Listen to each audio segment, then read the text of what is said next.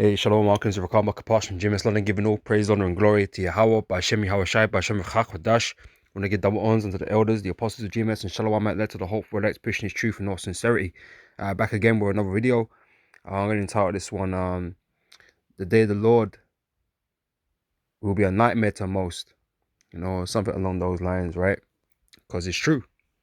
Right? When the Lord sends his son Yahushai, right, to bring judgment upon the earth, right, to fulfill the day of the Lord, for the most people, right, it's going to be a dreadful and terrible time, right? It's going to be like a nightmare, right, for the majority of people on the planet. All right. The only hope in that nightmare, right, in that darkness, right, is if you are of the elect of the nation of Israel. Okay, you will be delivered from said time, right? From the day of the Lord, you're going to be delivered from the great judgment the Lord is going to bring upon this planet, right? You know, delivered from the great judgment that the Most High is going to bring upon the land of America, right? Because there's a great specific judgment that's going to befall the land of America, man. All right.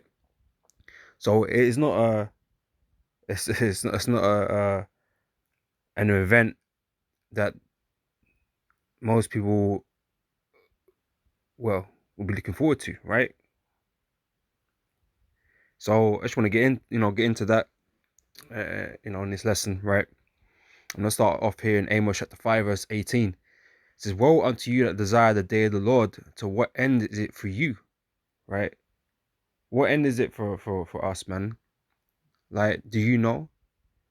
Right? And ultimately, none of us know what end it is for us. You know, for any of us, right? We call ourselves the hopeful elect, man, because the Lord said, we have to endure unto the end. Okay, they're saying that those that endure until the end, the same shall be saved, right? So we gotta make it there first. We call ourselves the hopeful elect. But as long as we continue in the things that we were taught and the things that were commanded of us, and we serve Yahweh Shai in truth and in sincerity, then you're there. You're where you need to be, right, to receive that. But if you fall off at any point, you know, before the end, then obviously you're gonna get caught up in the judgment. Okay, and we're all trying to avoid that fate, that end. All right, we're all trying to avoid that, right? But these people that are in the world today, call themselves Christians or whatever, whatever denomination there is that you follow the quote unquote the Bible, so-called follow it, right? What are you doing? Like, are you making your call in an election sure? Majority of these people are not doing that. All right. So even though they might talk about, the day of the Lord, right? It's not a benefit to you, man. Okay, there is going to be no salvation for you. There is not going to be no hope for you, right? Because you're not doing what you're supposed to be doing. Okay, you're exactly one of those who the Lord is targeting to destroy or to put into captivity, depending on what nation you belong to. But it's not going to be a joyous occasion for the majority of people, man. Okay, it's going to be the worst thing that anyone has ever experienced before, right? And the Lord knows how to cut deep, man. He knows how to afflict, right?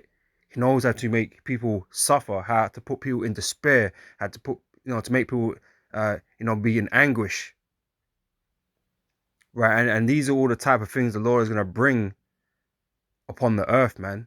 And everything these people are going to experience and suffer during these times.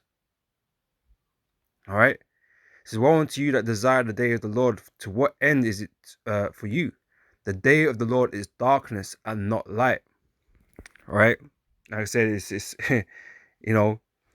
going to be a painful occasion for the majority of people on the planet.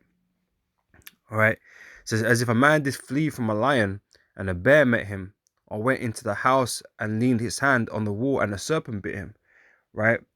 And it's like we've been saying about these judgments and these curses, these plagues and these pestilences that have been coming upon the earth of late, right? They seem to be coming faster, thicker, harder. The intervals are becoming a lot shorter, and they're getting worse and worse, right? And it's because we're heading into that time, the time of the end, okay, the last of the last days, right? That's why things are getting progressively worse, and it be like this. You think you're at one trouble, but you fall straight into another. The world is going through that right now, man. But it's gonna happen on a personal level too, right? It's gonna happen on a personal level too, man. All right, the day is gonna be so terrible that the most I to give it an analogy, right? Right, like a cat, and he caught a mouse. The cat will play around with that mouse, right? That mouse is shitting bricks, right? That mouse is in fear, it's in terror, right? And it's trying to escape, but the cat's got it, and the cat is just hitting it around, man, and just playing around with it, right? But at the whole time, that mouse's heart rate is pumping, it's going up, man. They might just die from the excessive heartbeats, man. You know what I mean? It's in fear, right? That's like the Most High messing around with the people that he plans to destroy. You might feel like you got away from something. You might feel like you got away. You had a close shave. You just got out of something by the skin of your teeth, right? Just only to fall into something else, to fall into another uh, tense and painful situation, man. And you might just be going through that for a little while, man, until it comes to your inevitable end. And so, the Most High is going to terrorize the people, man. He's going to terrorize the people. Okay, make them feel all kinds of messed up. This is verse 20. It says, "Shall not the day of the Lord be darkness and not light, even very dark, and no brightness in it?" Okay, there's going to be no hope. There's going to be no foreseeable way out for the majority of people, right? No foreseeable way out, right? And this is why you're going to put all your eggs in the basket of Esau, because he's going to be acting like he's going to give you a way out. There's like a way to be saved, when there's no way to be saved. Esau can't save you. Okay, you can't take his mark and be safe and be fine. No. Okay, those that take the mark, they're gonna what's that word, kind of like for the affliction, man. They're gonna make their judgment worse. They're gonna be hit with all kinds of sores and boils, and that's written in the scriptures. What's that, Revelation 16, is it? Right, you're gonna be hit with all kinds of sores and boils, and plagues in the flesh, right? You're gonna be in pain, man. You're gonna be suffering, right? There is no way out. The only way, the only light that exists, okay, exists with the Lord's elect, okay, of Israel, okay. That is the only light, the only hope, and it is very small in this world of darkness that we live in, man. But the Most High is definitely gonna bring great affliction upon the people. So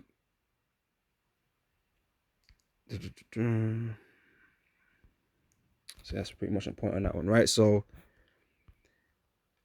this is Daniel chapter 12, verse 1. I said, "And at that time shall Michael stand up, the great prince, which standeth for the children of thy people." Okay, the archangel Michael is fighting on the side of the Israelites, man. Right? I don't know what you heard, what you were told, right? But the whole host of heaven, including Yahushai, right, is fighting for Israel. Okay, thy people, who are Israel, right? So how are you other nations going to be protected if the Lord, the armies of the heaven are for us to protect us, namely the elect in this time, right? They're there to protect us. Okay, they ain't coming to protect you, right? You other nations, and even your 2/3, right? And the wicked of our people, right? You're not going to be protected, right? But anyway, it says, "And there shall be a time of trouble such as never was since there was a nation, even to that same time." Okay, so the lights of the world is not seen, man, or experienced, right? Something truly terrible, man. Like, and there's been terrible times on the earth. But this is going to be truly terrible, man. This is going to exceed all that terribleness, okay, that the Lord has, done upon the earth to people, to mankind, right, for their wickedness, right? It's going to exceed that because your wickedness has exceeded any time of wickedness on the planet prior, right? That's why the time is going to be so great, right? There's so much people on the planet now doing so much wickedness, man. The levels of wickedness is on a higher level, man, in mass, right? And so the judgment that's coming, man, is going to exceed all judgments. All right, a time of trouble such as never was since there was a nation, even to that same time. Okay, so since there's been a nation, there's never been a time like this, man. Okay, and just to add, just crossed to my mind just now, right? Because obviously we know about the flood. The Lord destroyed everybody on the earth, even the beasts, and bar Noah and his sons and their wives, right? But there were no nations yet, right? The nations came afterwards, right? So I guess we are talking post flood, because the flood was obviously a great judgment, but this judgment is going to be with fire, right? So since there was a nation, there's going to be no other time like this, man. It's going to be a truly terrible time, right? It says, and at that time, thy people, Israel, right, shall be delivered. Okay, the elect of Israel, right, shall be delivered. Everyone that is found written in the book, right, that book of life. Okay, and that is the only light, the only hope that we have in this world, man. That we be of the elect, right? But that, there are ultimately, it's already decided in the spirit, man. But here in the flesh, there's like prerequisites, man. There's things that the elect are going to be doing, to show their worth, to show their, for lack of a better word, deserving of salvation, even though none of us really deserve it. We're all wicked, right? All in this sinful flesh. But to prove ourselves, man. Okay, there's things that the men of the Lord would be doing or will be doing, right? And they have been given this truth, man, and they're here to teach them and push this word, to push this truth, right? To be, I was gonna use the word paragon, but I don't even know what that means. I need to go check that one out. But I feel like I heard it before. But we're like, here to preach the gospel on behalf of Yahweh Hashem Yahushua, So there's certain things that we need to uphold. Okay, we standing firmly in the names of the Father and the Son, Yahweh Yahweh Shai. Okay, and teaching this 100% gospel, man. All right, which the world don't have. It's given to the Lord's elect. Okay.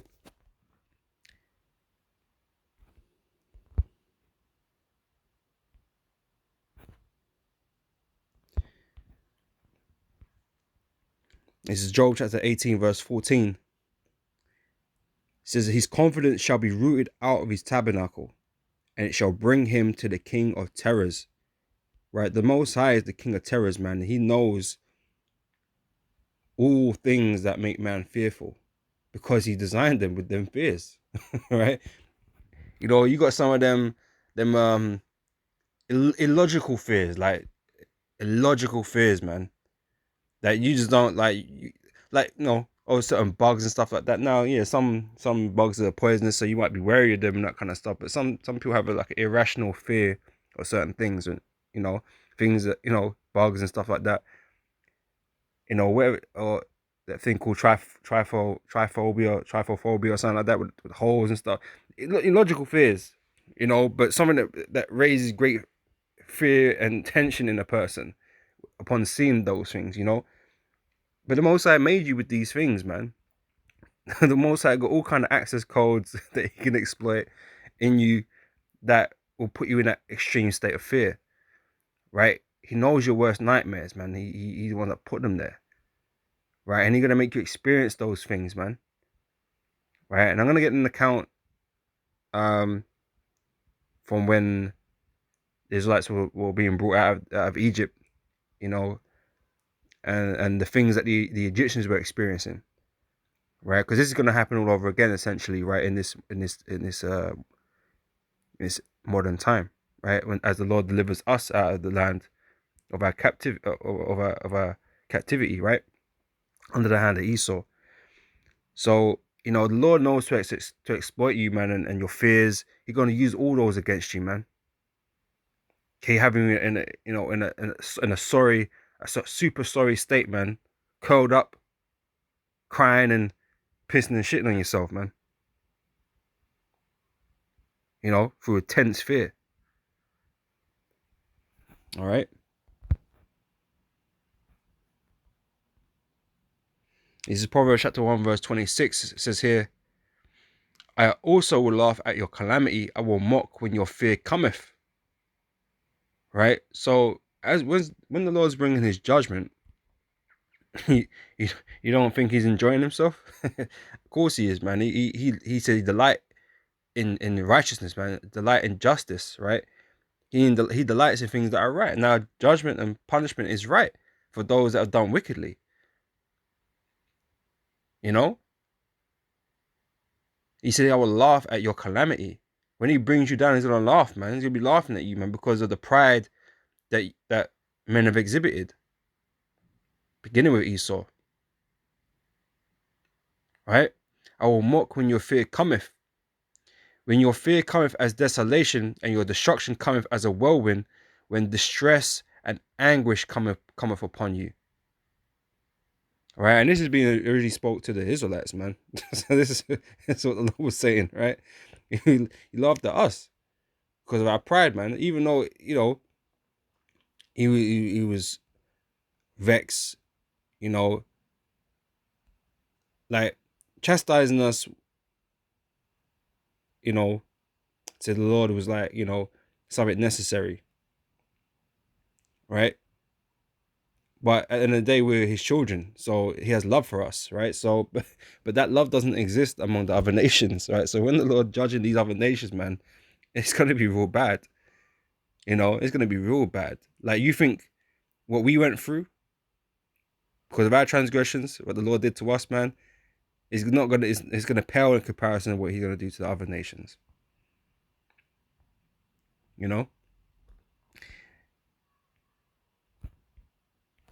So yeah, the Lord is gonna send distress and anguish upon people. Right, I want to check out some terms. Anguish. Severe mental or physical pain or suffering. Anguish. Extremely distressed about something.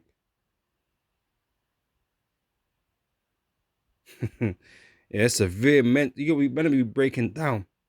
Mentally breaking down from the situation, man. Things that are going on around them. Death everywhere. Man, I will be going hungry with the empty stomachs, man. The urge to eat one's children. The urge to murder.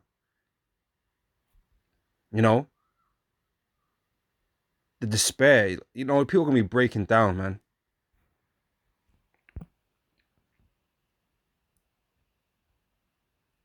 Right? There's another word I thought about as well. Dread.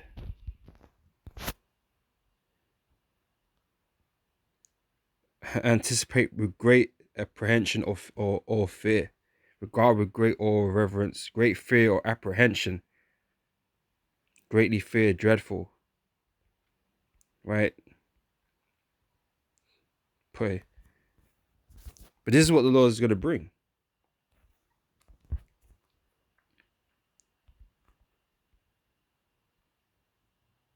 This is the darkness the Lord is talking about on the day of the Lord. Right? So this is this account, okay, written in Wisdom of Solomon chapter 17 about what was going on during our escape from Egypt, right?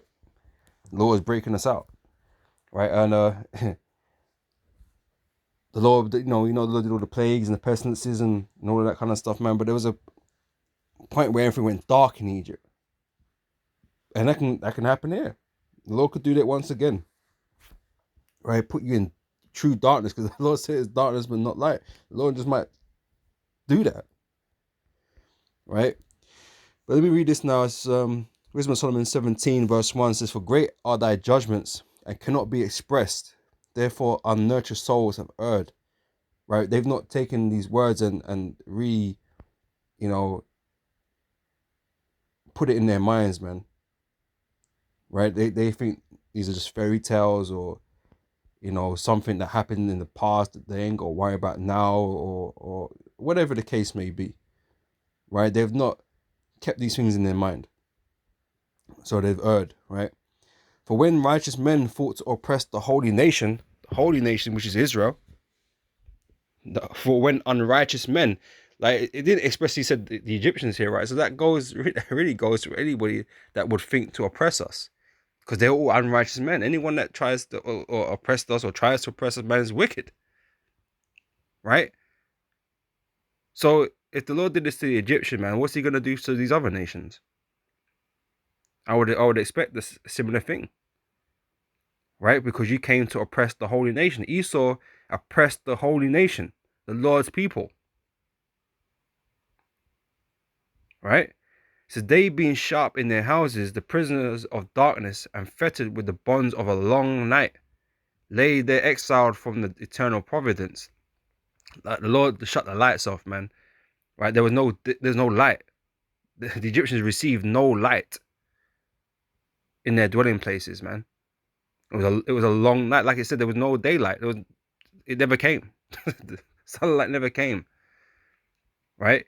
For while they supposed to lie hid in their secret sins, they were scattered under a dark veil of forgetfulness, being horribly astonished and troubled with strange apparitions. Right? So the Lord was sending spirits down to mess with the Egyptians, man. Right? It says, for neither might the corner that held them keep them from fear. You might put yourself, up against a wall somewhere you think where you're safe. Like you put yourself in the corner, you can see everything, right? But they never felt safe, right? So while they're supposed to lie hidden their secret sins, they were scattered under a dark veil of forgetfulness, being horribly astonished and troubled with strange apparitions. For neither might the corner that held them keep them from fear, but noises as of waters falling down sounded about them, and sad visions appeared unto them with heavy countenances. Right? The Lord was, like I said, bringing terror upon them. Okay, bringing nightmares to fruition and stuff, man. It says, no power of fire might give them light, neither could the bright flames of the stars endure to lighten that horrible night. Okay, it was pitch black. They couldn't light a fire. So only there appeared unto them a fire kindled of itself, very dreadful. For being much terrified, they thought the things which they saw to be worse than the sight they saw not. All right. So as for the illusions of art magic, they were put down. Right, all their magicians, they couldn't do nothing about it. All their witchcrafts couldn't do nothing about the darkness, man. About all the terrible visions that they were seeing, all the things that they were hearing. Couldn't do nothing about it. Right, and it's the same thing with these elites now. When the time comes, there's nothing they're going to be able to do to prevent the Lord's judgment and the things that he's going to bring upon this place. None of their witchcraft, all these wicked ass practices that they've been doing, is going to fail them. The Lord would have taken the power from the left-hand side away from them. It says, and their voting in wisdom was reproved with disgrace. Right? Because, like I said, this left-hand energy, man, left-hand side powers, man, is wrought in wickedness. So they're being disgraced, right? For they that promised to drive away terrors and troubles from a sick soul were sick themselves of fear, worthy to be laughed at, right? The Lord said he'll laugh at the calamity, right? But they couldn't do shit about what was going on. It says, for though no terrible thing did fear them, yet being scared with beasts that passed by and hissing of serpents, they died for fear, denying that they saw the air or denying that they saw the air which could of no side be avoided. Right, some man will dying straight up, dying of fear, heart attack, and all that kind of stuff, right? Just dropping dead. It says, for wickedness condemned by her own witness is very timorous, and being pressed with conscience always forecasteth grievous things. For fear is nothing else but a betraying of the succours which reason offers. Things you don't understand. And expectation from within, being less, counteth the ignorance more than the cause which bringeth the torment. But they sleeping the same sleep that night, which was indeed intolerable, and which came upon them out of the bottoms of inevitable hell. You'll bug out with that one. Right? It says, were partly vexed with monstrous apparitions, and partly fainted. Right? Monstrous apparitions, man. Right? Their heart failing them for sudden fear and not looked for came upon them. So then whosoever there fell down was straightly kept shut up in a prison without iron bars. Right? For whether he were a husbandman or a shepherd or a laborer in the field, he was overtaken and endured that necessity which could not be avoided. For they were all bound with one chain of darkness. There was no escape. There was no escape. There was nothing they could do. They were just in a constant state of fear, man. The Lord held them there under terribleness,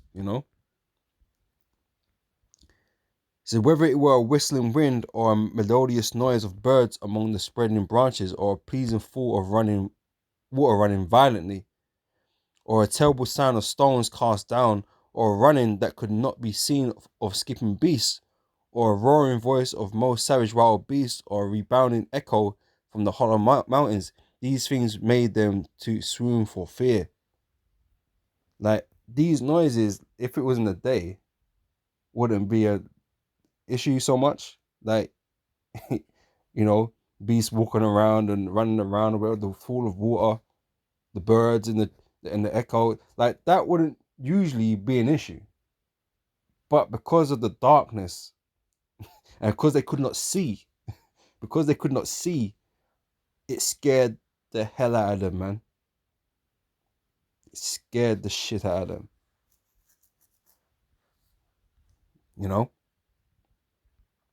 That's what the Most High can do, though.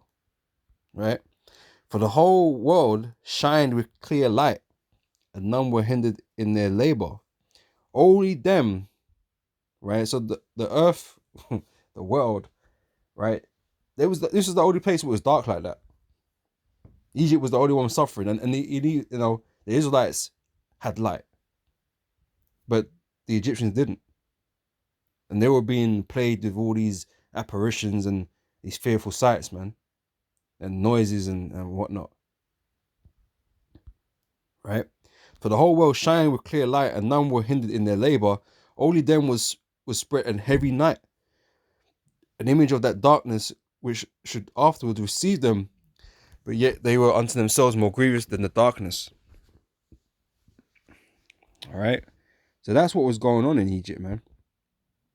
And the Lord brought the judgments there.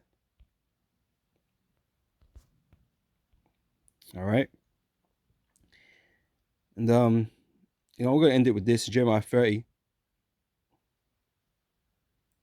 And that's on verse 4, right? So then these are the words that the Lord spake concerning Israel and concerning Judah. For thus saith the Lord, we have heard a voice of trembling, of fear, and not of peace. Right? And it's the same message we're bringing today. The Lord is not bringing peace, man, to the majority of people upon the planet. Okay, there is peace between us and the Lord, Yahushua, the elect, right? There is peace between us. But for the majority of the world, that is not the case, man. The Lord is not coming in peace. Yahushua is not coming in peace, right? He's coming to judge and make war with most people, right? But the elect, he's going to save, right? Ask ye now, and see whether a man doth travail with child, It says, wherefore do I see every man with his hands on his loins, as a woman in travail, and all faces are turned into paleness. Right? These mighty men, these hard up men, right? They're gonna be looking like women, ready to give birth. They're gonna be in pain. They're gonna be bawling, crying, and whining and fearful, man, curled up somewhere because they can't deal with the situation that's at hand, man. Because things are gonna be so terrible. All right, it says, alas, for that day is great, so that none is like it. It is even the time of Jacob's trouble. Right, so us Israelites now, we're gonna go through some shit during this time. Best believe, right? It says here, but he shall be saved out of it. All right, so there's that light and that hope that only exists amongst Jacob. Okay, of the elect of Jacob, of the elect of Israel. Right, we should be saved out of it. Lord, we be of the elect, right? Well, we should be saved out of it, right? Because the rest of the world, they're gonna go through it, but they're gonna go through it like fully. Whereas we're gonna go through difficulties, man, but the Lord is gonna ultimately save us, man, and ease the afflictions. The Lord is gonna keep his men, right? Protect them. But the rest of the world, they're not gonna be protected, man. They're gonna get the full load, man. They're gonna get the full whack of it, right? And they're gonna suffer, and they're gonna, like I said, be in despair and anguish. They're gonna be put to death, right? And after all of that, those of them that remain of all the destruction, right, of these other nations, they're gonna get put into slavery, and they're gonna endure 1,000 years of suffering, of terribleness. So it's not even gonna stop there for them, but for another 1,000 years afterwards, man, they're still gonna be going through terrors, man. We're gonna be terrorizing them, for our own payback, for our own amusement. All right. Jacob is the only one that's gonna come out of this, better than when they went in, right? And this is what we need to keep in mind, man. And like I said, even though we can see right now things in the world, they're crumbling, they're collapsing, and things are getting worse. Like, we know at its peak, at its worst, when this place is going down, the Lord is gonna protect his elect. All right, and that's what gives us hope to be able to ride out all this shit that's gonna happen, and all the tough times we're about to go through, man. But yeah, like I said, for the majority of people, this is gonna be like a nightmare. Okay, one that you won't wake up from. Right, it ain't gonna go away, right, until this place is destroyed, until you're destroyed and put in captivity. And like I said, even it's gonna extend beyond that. You ain't gonna wake up from this. After 1,000 years, you'll be set straight. But this is gonna be a long, long, long ass nightmare for the majority of people on the planet, man. So with that, I hope this video was edifying, and I'll catch you brothers and sisters on the next one. So till next time, I say shalom.